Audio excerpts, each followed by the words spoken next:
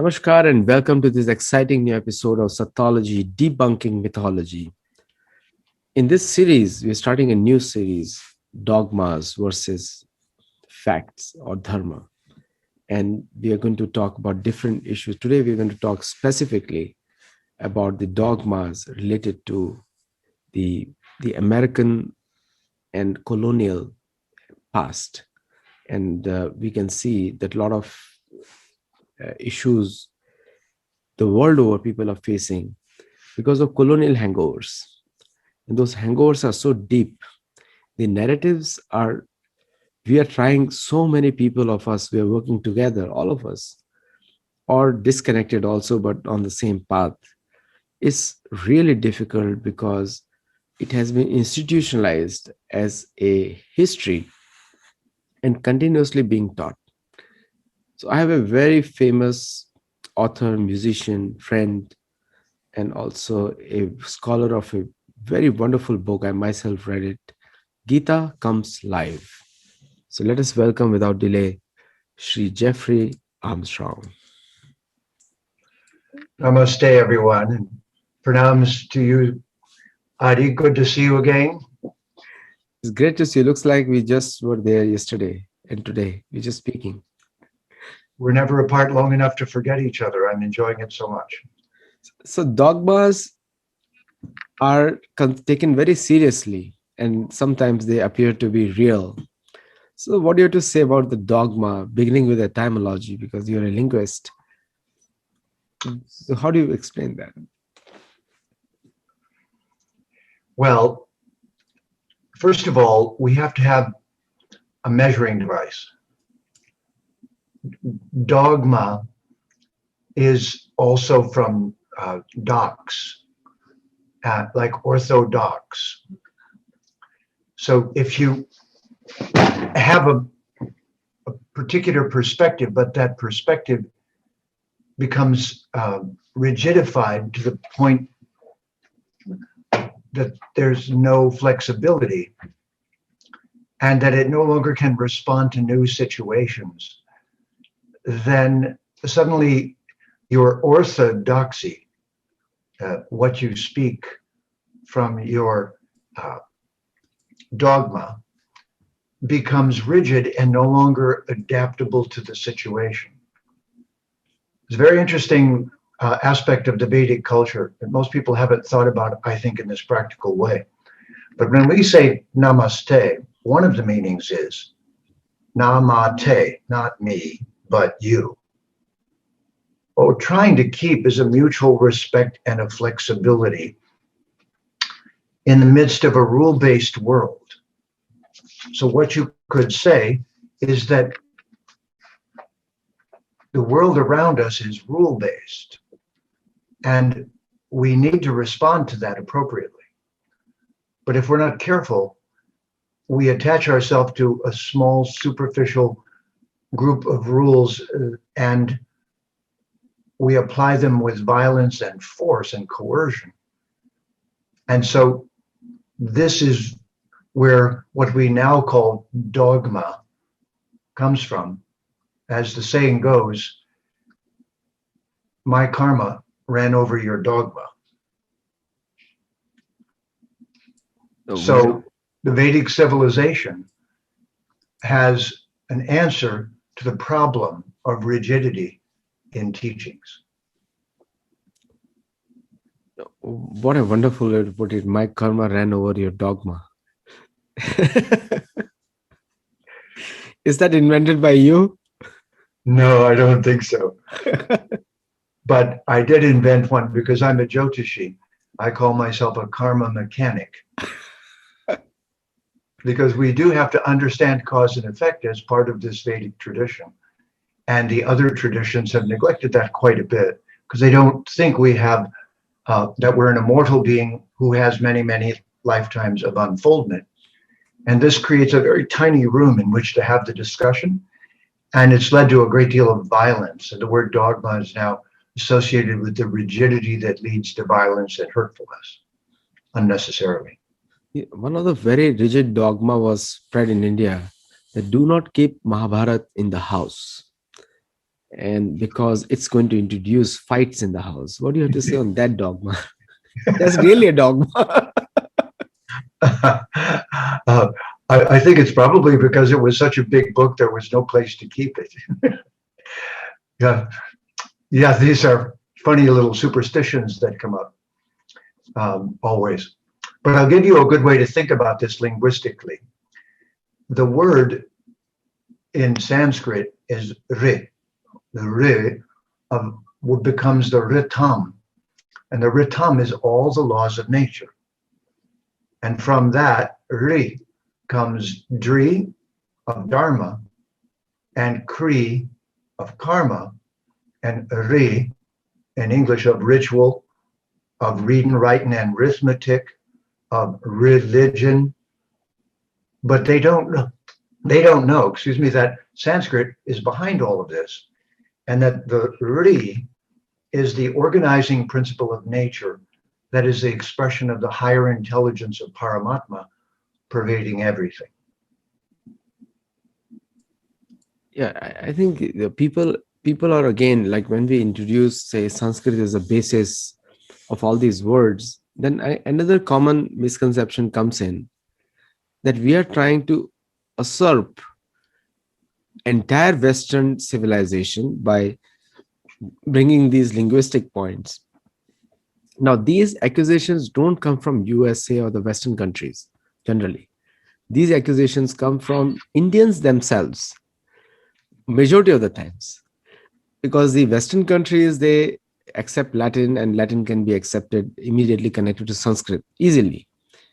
But the Indians object that how do you connect this Indian Sanskrit roots to English words? Why? So is that again a dogma, or is it like a closed mind mentality? There's an old saying that uh, those who do not study history are bound to repeat it. The word history is from the Sanskrit word itihasa. Itihasa is that Mahabharata you weren't supposed to keep in your house. I think you should keep some reminder of it, perhaps just the Gita itself. But if we forget the gifts that we've been given throughout history, that short memory will lead us to disaster.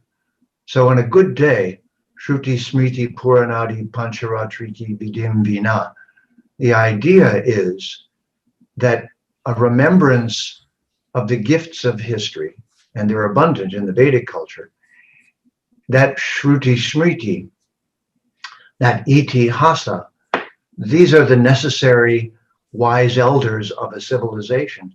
And the fact that the Vedic culture has a very profound library of wise elders is something that hasn't really been introduced to the world because there's been so much negative propaganda because the British propagandized against Bharat in order to colonize it. So we're trying to undo that right now, sort of word by word, rather than being fanatical and going to another extreme. It's rather necessary to show the history behind words so we can trace them back to where the knowledge is coming from. And that's where the Veda comes in, not as dogmatic itself, but as the history of our planet, no doubt. Yeah, if Mahabharata they don't keep it, then Gita also they don't keep it. So they take out Gita once a year to worship it and put it back on the shelf without opening it. Yeah. Another one of the major dogmas is, and you put it very well, if you do not respect history, then history is bound to repeat itself. And there are constant attempts by forces who are trying to do that again and again.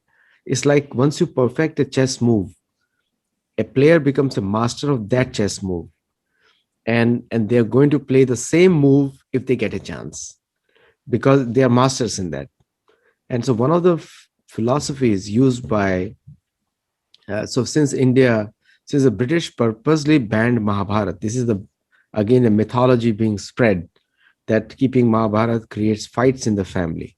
And this is a mythology being created because anyone who reads Mahabharata is automatically will be politically wise and policy wise and he will be also wise in terms of warfare, all types of warfare, whether it is ideological or military.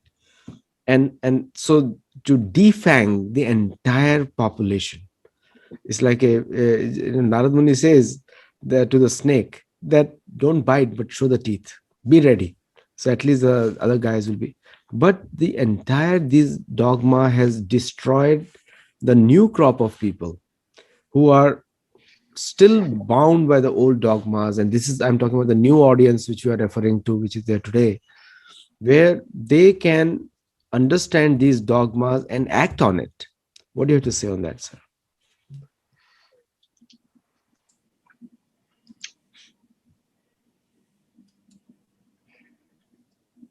The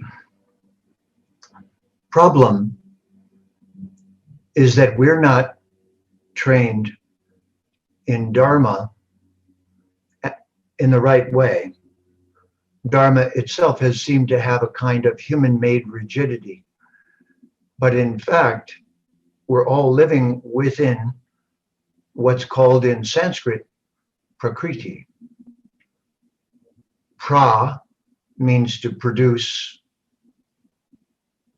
Kri means by means of cause and effect. And iti means again and again and again and again and again. We live in an environment which is conducted by cause and effect.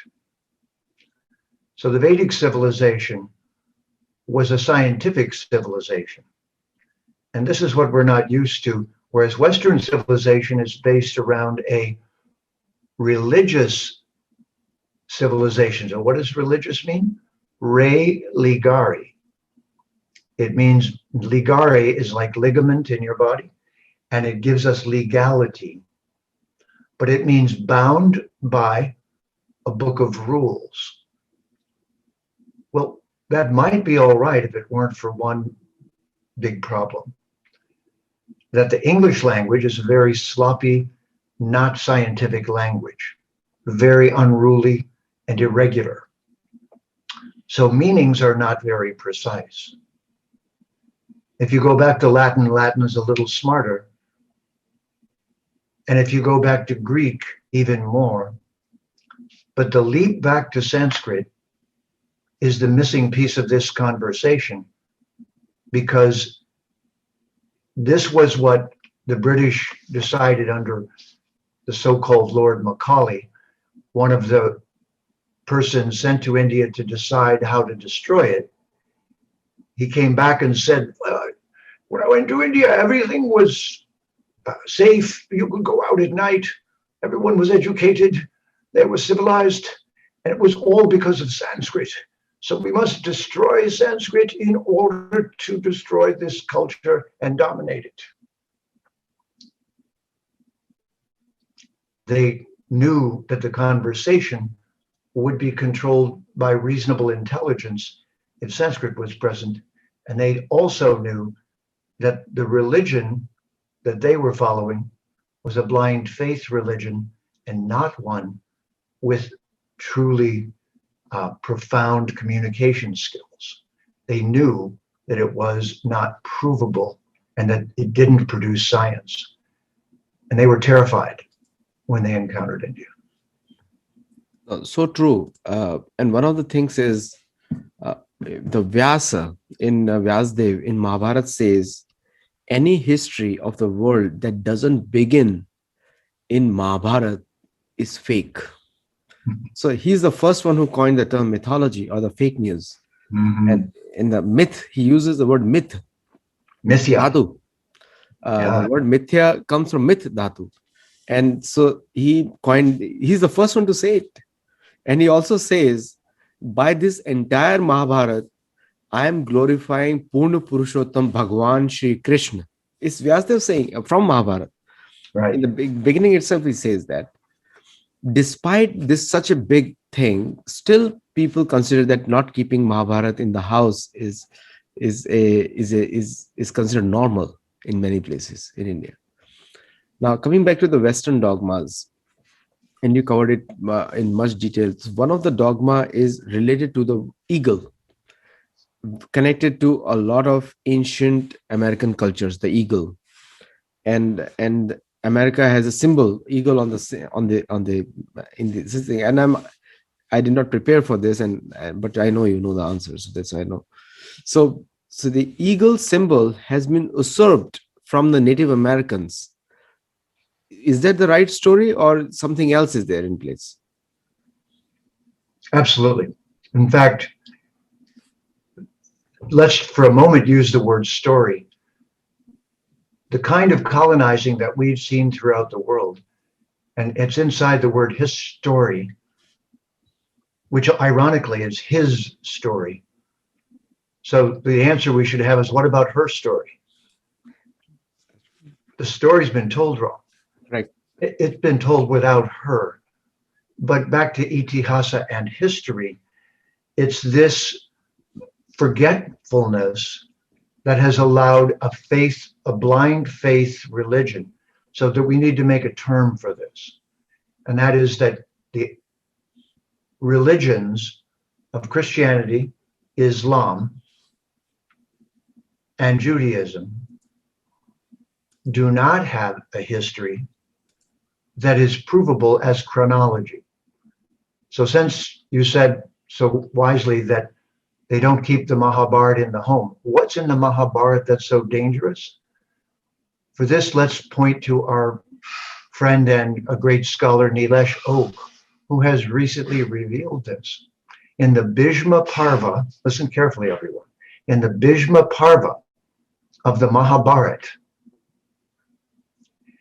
there are 250 to 300 astronomical references about the sky in a solar lunar calendar, which means a scientific calendar, comparing the motions of the stars, moon, and sun. And what Nilesh Oak has proven is that this is the only scripture in the world, the only book in the world that proves its history chronologically, astronomically, indisputably. And those astronomical references are not present in the Bible, not present in the Quran, not present in the Torah, not present in any other civilization. Because in Sanskrit, the Mahabharata Bhishma Parva is a scientific document of the state of the sky when the Bhagavad Gita was spoken, when Bhagavan was on the ground with Arjuna, as a real historical event. And no one understands this in the rest of the world about India, Bharat, and the Vedas, and the Mahabharata, and the Bhagavad Gita. That is a historical, scientifically historical document. That is so true, because the eagle and the authenticity of Mahabharata is in the Mahabharata itself, and it can be proven. Like you quoted Nilesh, he proved 92 plus years Bhishma Dev lived from the time of being shot on the ninth day of the battle. And also there are other references of the planet, of the entire geography of the earth. Like in my book, which I have detailed in a much more detailed way, that how when Rajasuya Yagya being performed, each and every part of north of India is being covered. And the ancient names are still the same. Huna means skilled, and that is Germany. It's still there. And independently verified by scholars like Prabhupada, Ramanujacharya, not just one scholar, independently verified. So it is a wealth of information on the historicity. So another dogma which really plagues the Western society is that everybody else is backward. This is also a dogma, that they're uncivilized. We have come here to civilize. Max Miller, you just took the name. Max Miller, Macaulay, they went on a civilizing missions to India to civilize the people. And that was their mission, to civilize them. They didn't say Christianize them, this is civilize them. And that's what they did for South America also, through multiple missions. And the city where I live in, San Diego, was a Spanish mission to civilize the natives of San Diego. Now, if I tell the San Diegans who are watching that these guys came to civilize us, how many people will be offended today? Virtually everybody. And this is what their mission was, to civilize. And even though San Diego may have maximum number of Nobel laureates available, publicly available on the streets of San Diego, but there is a mission out there to civilize them. So how does it sound? So, is this a dogma or this is a preaching? What is it? That's very important, Adi. There's a deeper problem here, and we're getting very close to it. And this is that every civilization that had universal statements that were always true had to apply those according to, as the Gita says, desha, kala, patra. In other words, the indigenous cultures of the world were the caretakers of the earth, of Matabhumi, in the particular locale in which they were living. And they were focused upon the interactions between the humans and the earth and the water and the climate and the seasons. And each of the indigenous cultures had adapted itself to being the caretaker of the place that they lived in. And it is this diversity, this what we would now call biodiversity, that is really what the indigenous cultures had. What happened is well documented, but unknown to people. This documentation occurred just recently. In 1988, the US Congress agreed to a historical event as being true. And that historical event is that the First Nations peoples of the United States, the East Coast of the United States, 1,500 years before the Europeans came to America, had had a warfare between each other in an area we now call the Northeast of America. There were 6 tribes there, 5 tribes. And those tribes were warring with one another over how to do things. And a very brilliant person took birth in one of those tribes. And he was so charismatic, he organized everyone. And he said, listen, he said, we have to get together and agree upon how to interact in caretaking our particular tribal area without violence. So he got them to throw away all of their weapons of warfare and keep only their hunting weapons. And they put together a constitution, a representative governmental constitution. They threw all their weapons of war into a hole in the ground that was dug at the bottom of a pine tree. And they buried them over with dirt. And when they did, a bald eagle landed in the top of the tree. And this document that they passed forward, now flash forward 1,500 years, the Europeans come to the United States. They're just about to form the United States. How did they do that? By stealing the land of all the indigenous people, by killing them, by disabling them, by demeaning them, by destroying their culture as much as possible, which has continued to this day. And so the Europeans, who were now trying to develop a government in the United States, a committee of 13 tribal chiefs from the Iroquois tribes went to Washington and gave the US their constitution. There is no US constitution. It is the Iroquois constitution that was given to the US settlers, to the people who had stolen the land, and they gave it to them in the hopes that they would become civilized. A strange turnabout of events. The US Declaration of Independence and its Constitution is directly taken from the democracy that had been practiced for 1,500 years before their arrival by the Iroquois Confederation of the East Coast of the United States. And though the US Congress agreed this is true in 1988, no one still knows it. It is an inconvenient truth. And I met the chief who was the co-author of the book that I'm talking to you about. And I will show you the book before we're done. This is his. You said it so well here, because this has been hardly any spoken. There is a Black History Month, but there is no Native American History Month yet. I have yet to see it, and I want the Congress to recognize them, not just by now. The biggest thing is in the reservations. It's I don't want to get started there. We'll have a separate. We already discussed briefly on this. In the reservations, they are pushing all the casinos, which is not good for the local people there.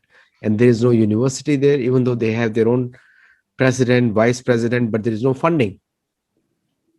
The tax dollars are inadequate based on what has been done. Now, one of the points that you mentioned about the Mahabharata is the word Loktantra is used in a conversation between Bhishma and Satyavati. When Satyavati, they were trying to find out the future generations for the Kuru dynasty.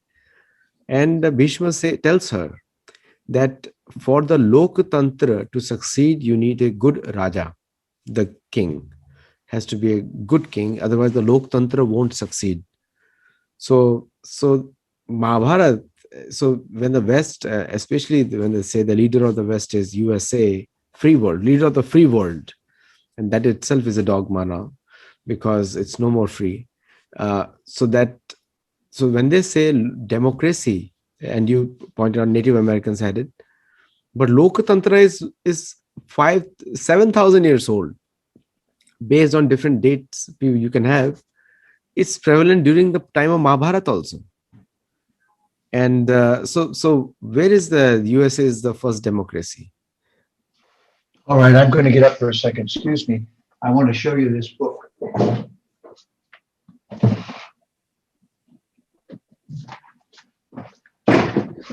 All right, just so that you don't think I'm just talking something that you can't look up.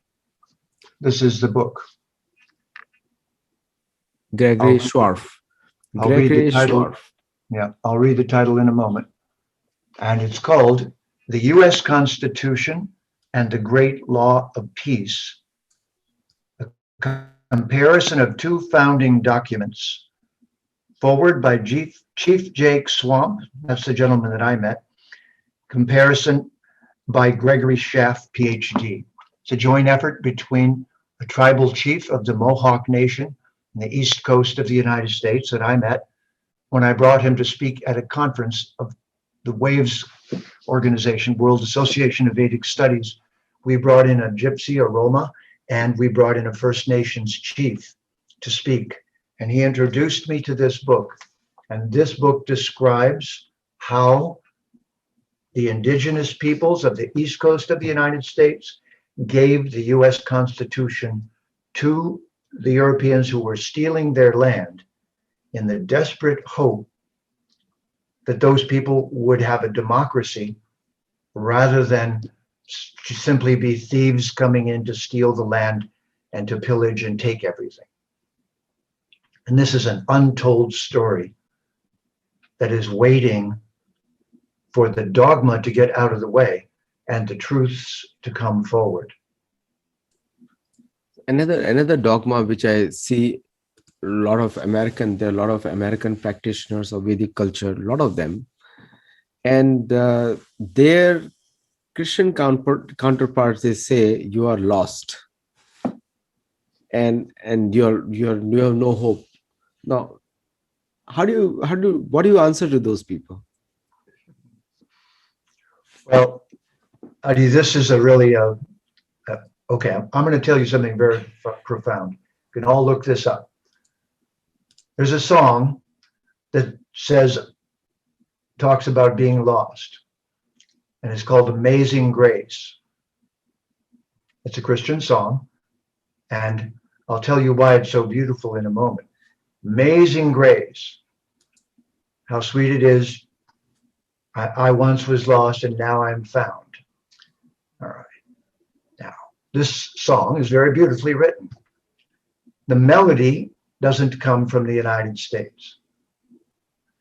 This song was written, the poem was written by a Caucasian sea captain who used to be the captain of a slave ship bringing African slaves to the United States. So here's all these people who've been kidnapped and they're in the hold of his ship. And on the way over on the journey, they're lamenting their fate and chanting mantras. And they're going, ah, ah, ah, ah, mm, mm. He hears that melody, writes Christian words as the words of the song, steals their melody, and he converts to Christianity out of blind faith in the desperate hope he can recover from being so Asuric that he made slaves of other human beings and carried them across in the ocean, which means many died, they suffered, they had a horrible plight, and they were brought to North America to become slaves. The slave captain, Caucasian slave captain of a ship carrying Black Africans, stole their melody, converted to Christianity, and wrote a song that gives no credit to the deep emotions that this song invokes because of the melody, which was a tribal song from the people, the dear people from Africa who were so violated. And this is the history that my generation has slowly, born in America, born a Christian, I've slowly been unraveling this terrible story of violence, theft, abuse, degradation, defamation, lying, and dogma. If the rest of the world sues all the European powers or people who are continuing this tradition and wants to take a claim and everything else that comes with it, what do you think will be the position of all these dogmas? How many things Western civilization is going to lose?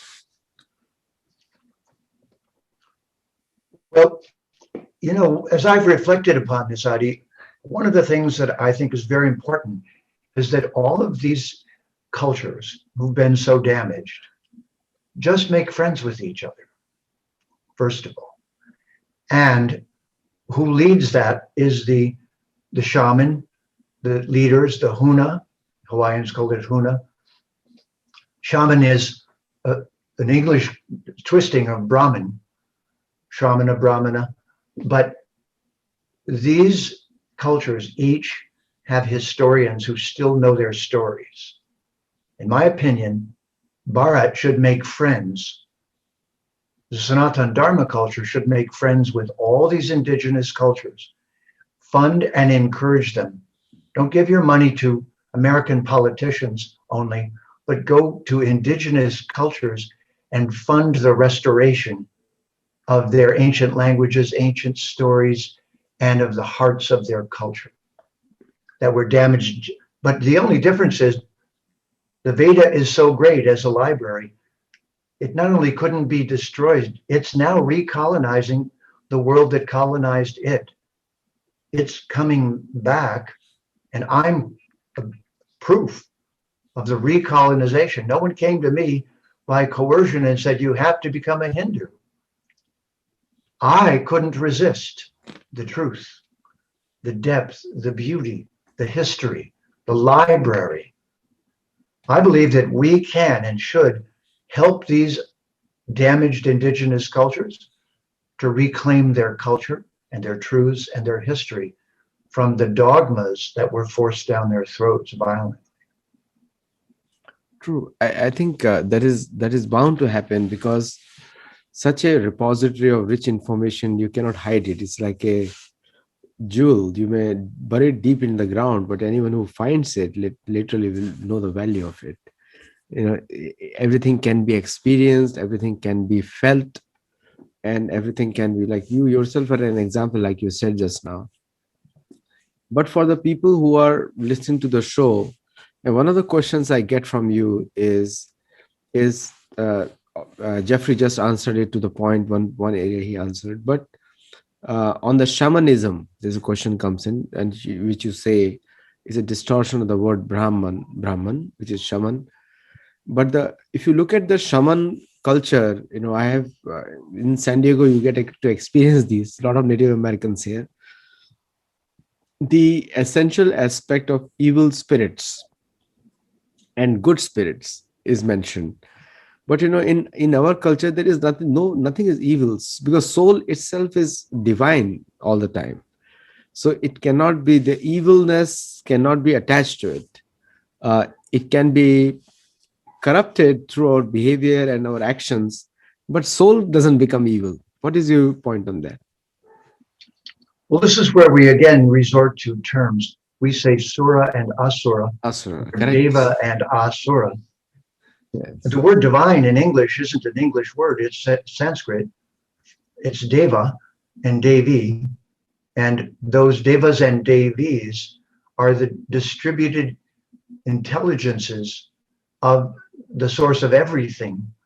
It's like the CEO of a corporation is the ultimate authority of the corporation, fair enough. But if you leave out all of the names of the workers, then how can you show them gratitude? So this yajna culture of the Veda and of all indigenous cultures, they knew there was a divine intelligence behind everything happening in nature. They could see that it was happening generously and again, and they all honored that. And it is that natural honoring,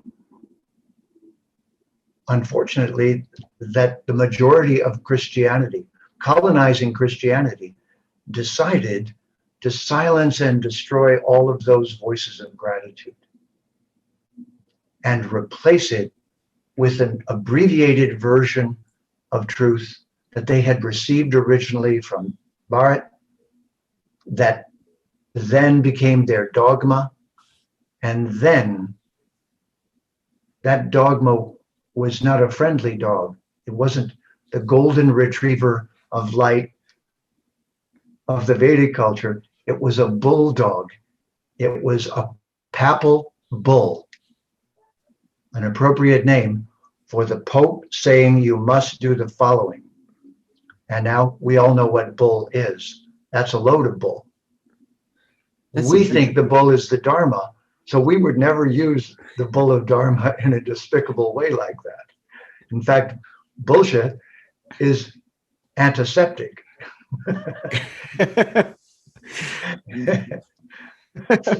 the whole propaganda is so crazy. The stool coming out of a cow and bull has been proven to be completely antiseptic. Oh, no. I wish the bullshit that came from the colonizers had any shred of antisepticness in it. Yeah, we don't have any preference or hate for any dog species. If any of you love any, so just took an example of golden retriever. If you like any other dog, but the dogma remains the same. So coming back to, and it's a very exciting discussion. And the last point in the series is that Gita comes alive in this discussion between me and Jeffrey. And get his book, GitaComesAlive.com, or on Amazon, Gita Comes Alive. Search with his name, JEFFREYARMSTRONG. Search over there and get a copy. It's a beautiful cover, beautiful cover. And get a copy over there. And you will also see the solution lies in Gita, which is in the middle of Mahabharata. Okay, so keep Mahabharata in the house, because in the middle you have Bhagavad Gita over there. And and also some of the points that we have taken is, and in the last discussion we are also covered that by reading Gita, you are decolonizing your mind from the external propaganda. Am I right, sir? Your last words to say? Anything to add? And Willard, you do that because it isn't a dogma. It's an invitation to awaken your buddhi. And although we haven't used the word, this concept of buddhi is the basis of all thoughtfulness, all science, all correct conclusions. And it's a process, it's not a dogma. So really we need to compare buddhi to dogmatism. Dogmatism is rigid, superstitious, or otherwise partial truths that are used to dominate the world with.